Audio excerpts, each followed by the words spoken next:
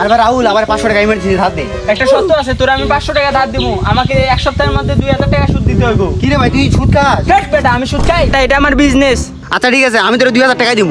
আমার আরেকটা শর্ত আছে। কি সত্য ভাই, আমি রাজি আছি। তোর মায়ের এনআইডি কার্ড, তোর বাপের এনআইডি কার্ড, তোর জন্ম নিবন্ধন কার্ড, তোর দাদা নাকি যুদ্ধের সময় এখানে গুলি খাইছিল, তার একটা ডেথ সার্টিফিকেট নিয়ে আসিস। আচ্ছা ঠিক আছে, আমি রাজি। আমার আরেকটা শর্ত আছে, কারেন্ট বিলের কাগজ আর গ্যাস বিলের কাগজ আমাকে দিতে হইব। কি রে ভাই তুই আমাকে 500 টাকা হালাত দিবি না কইলে পারতিস। দেখ বেটা, আমি তোর দিতে চাইনি। আমি নিয়ে আইতেছি।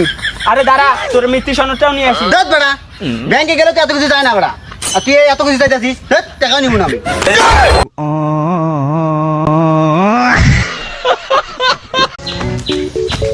আর ভাই রাহুল আবার 500 টাকা ইমার্জেন্সি ধার দে। একটা শর্ত আছে, তোর আমি 500 টাকা ধার দিব, আমাকে এক সপ্তাহের মধ্যে 2000 টাকা সুদ দিতে হইব। কি রে ভাই তুই সুদ খাস? দেখ বেটা, আমি সুদ খাই? এটা আমার বিজনেস।